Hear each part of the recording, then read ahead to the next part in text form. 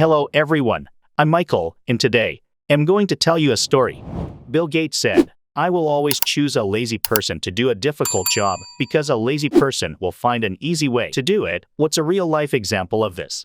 Story 1. I was working as a stock boy in a supermarket, and when we had to fill the milk cooler, people would bust open a 12-pack of milk cartons and put them in one by one. On my first day, I just placed the 12-pack in the cooler and cut the plastic off on one side with my box cutter and yanked it from under it, and the look of the store manager and the other employee who was training me was pure bewilderment. From that day, everyone did it my way.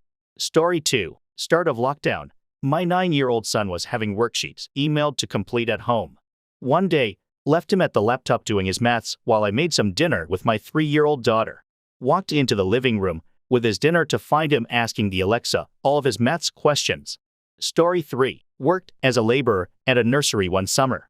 Daily tasks included manually watering 15,000 plants each day, put together a back-of-the-napkin plan to build an irrigation system, and spent the next few weeks building it with some money from the boss. That system is still running 15 years later, and does all the work now. I did automate myself out of the job, and had to find another eventually. Couple years later, got my engineering degree.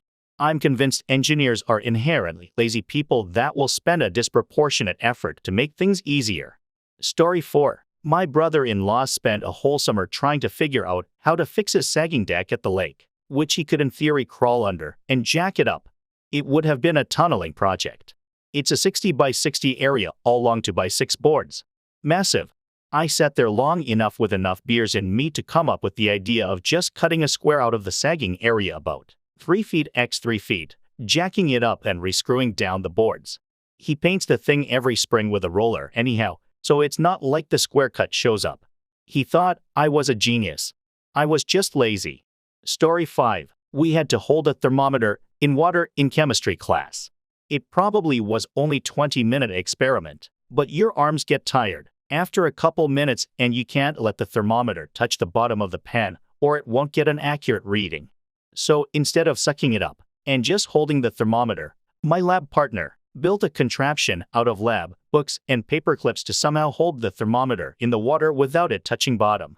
It was the stupidest looking thing you would ever see in a lab class, and our professor even walked over and said, if it looks stupid, sounds stupid, but it works, then it isn't stupid. My lab partner and I joked that he wasn't talking about the contraption, but the intellect of my lab partner. Story 6. I had a math teacher that actively encouraged his students to be as lazy as possible. Defining lazy as actively searching for ways to do as minimal work as possible.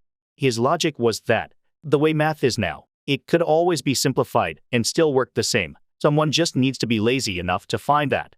Story 7. I was a paid intern at a large company during one summer back home from college. My work 95% consisted of using SAP, import to Excel, clean data, and generate reports, occasionally create some tool someone needed. In the first 2 weeks after getting a hang of my responsibilities, writing all the Excel formulas needed, and basically automating 99% of my work, I was chilling. I went from actually working from 9 to 5 to maybe 1 hour tops a day. Finding, importing, cleaning, and reporting usually took hours, but with all the formulas it took 2 minutes of clicking.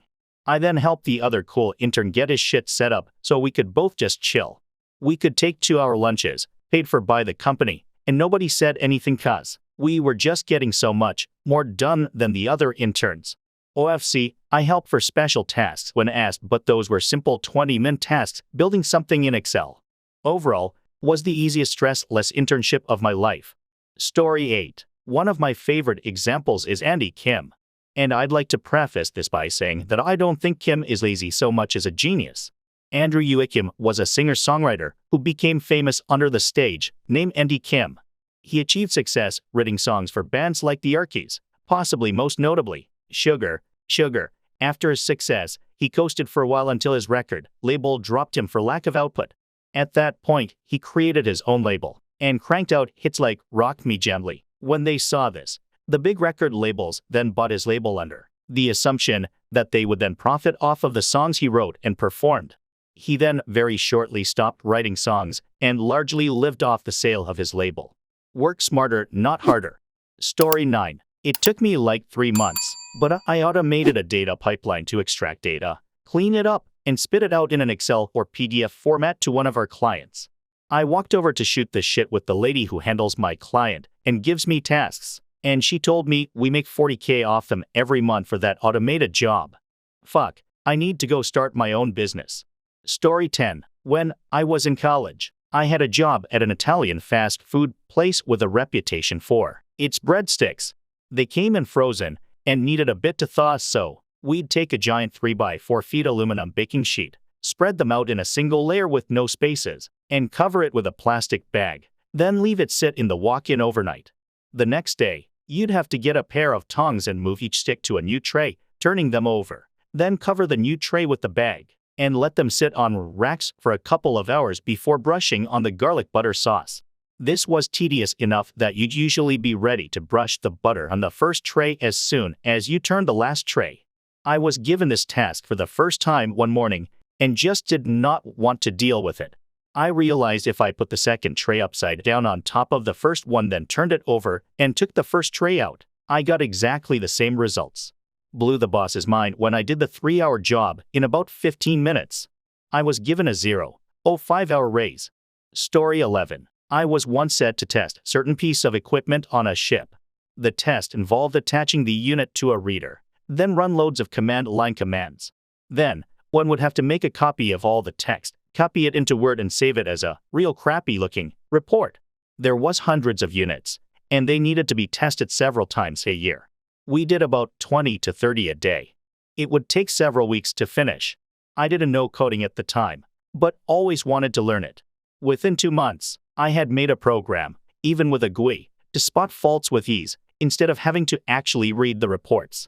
The program could read 3 units at a time, and would automatically create a smooth PDF report and save it on our server, named with serial number and date.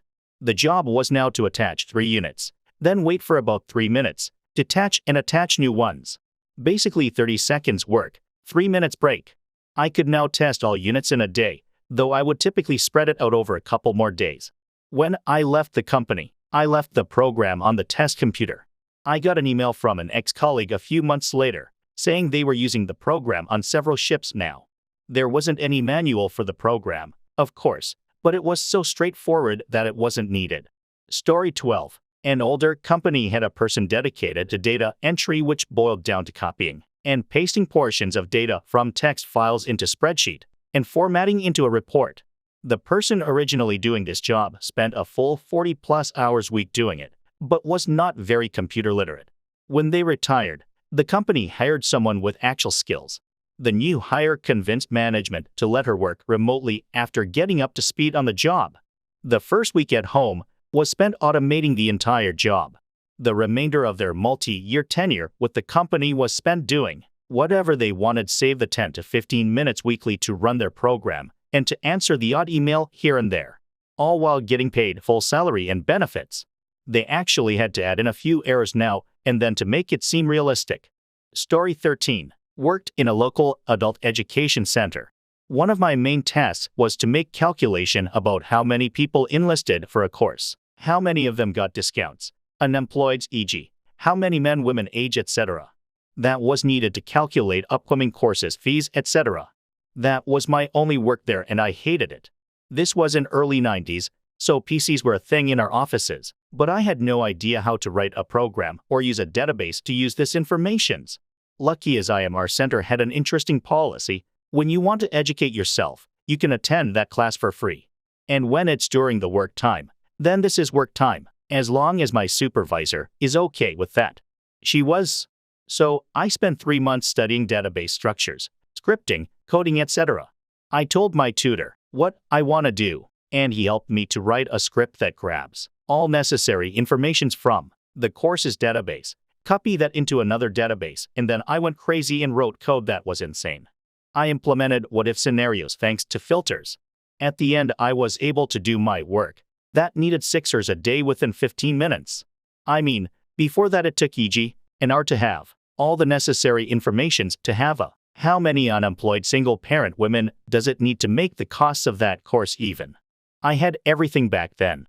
Now, you want statistics. How many single-parent disabled foreign women at the age of 80 to 90 are needed for the next 2 years to keep the ornithology course running? Sure, no problem. Clickety-click, done.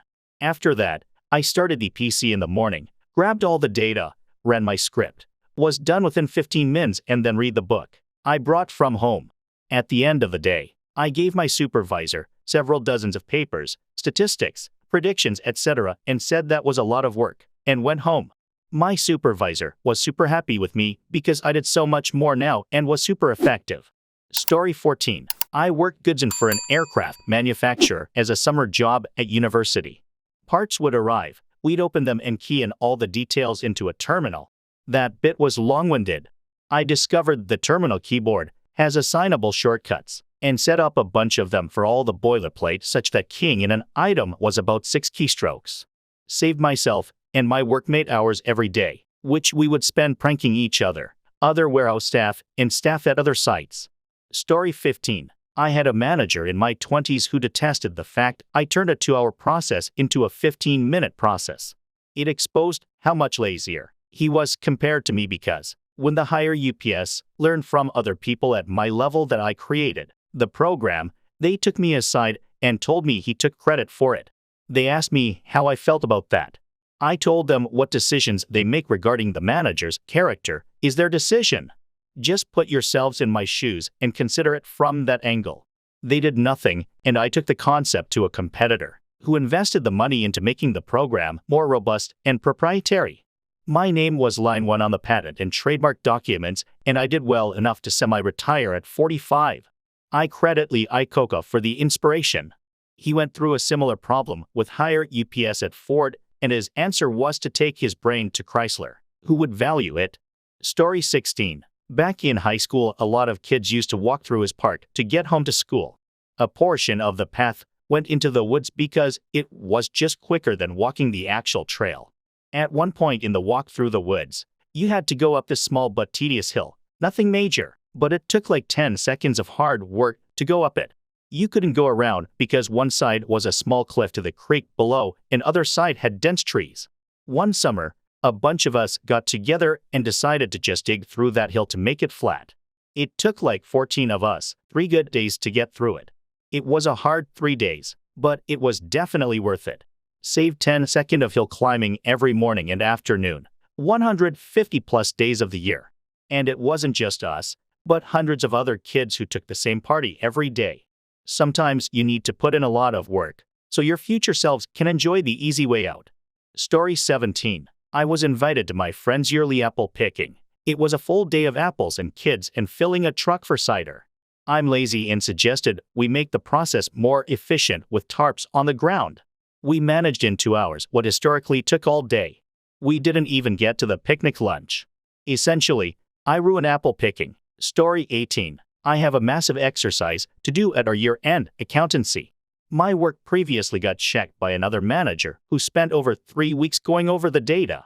Eventually, she got shifted to another department and that workload fell on me, basically self-audit, and then present the data to the actual auditors. My previous manager was absolutely shit at Excel. I didn't let on, but I did all the audit on a separate file using simple, but out-of-the-way formulas. Not only did I reduce the task from 3 weeks to basically real-time checks, no time, but when I was told that I have to perform that exercise every month, my job became a dawdle. I didn't let on that everything was automated by sumos, indexing, max values, and range checks. Living the dream. Sorry if I rambled on. Story 19. At work, I go through parts and apply 2 different kinds of tape and 2 different kinds of weave. I have finally got the rhythm down, and now I do each part individually and apply everything at once. Everyone else goes through an entire order, just applying tape, then goes through it again to do the weave. I asked to use the big table in the back of the shop and just put all the tape and weave tools there and do the parts all at once.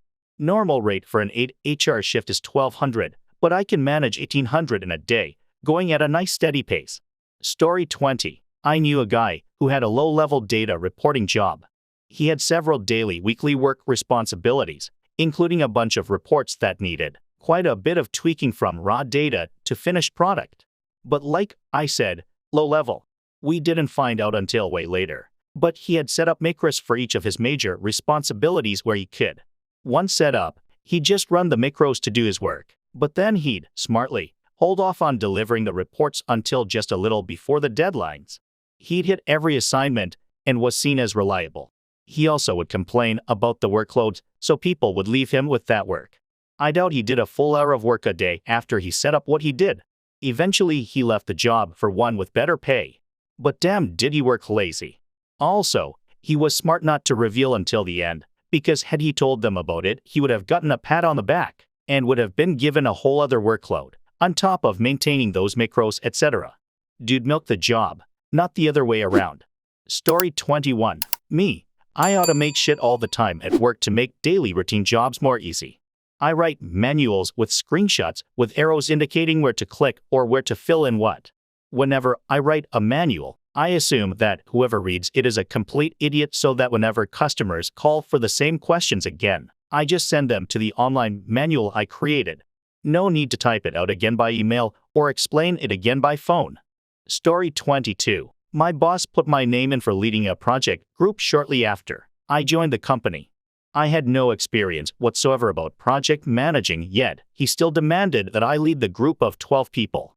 All way smarter guys, tech background and shit. These guys are like magicians for me, and with way more time at the company. I'm a business guy who's too dumb for balance sheets, that's why I'm in HR, and because I quite like the field the most. So, we started the first meeting. I asked for everyone's plan, experience and ideas, gathered the different pros and cons, cross-checked with the budget. We had put on a time frame with milestones to reach around 6 months, put in valuable people to consult at different steps. Why did I do that? Because I like organizing stuff and keep everyone on the same page and delegate to DOS. Got promoted because of the success of the project. I asked my boss why he put me in for it since I never done anything like that. He said because I complained in the first week that most of the work has way too wonky structure, no clear guideline, and this could be improved heavily if we just take some time into it. And because I hated talking to others if I had questions, and I wouldn't get a clear answer. Like, ask 10 people the same question, and you get 15 different answers. In the long run, this would make us way more efficient and keeps everyone on the same page. All because I hated disorganized work.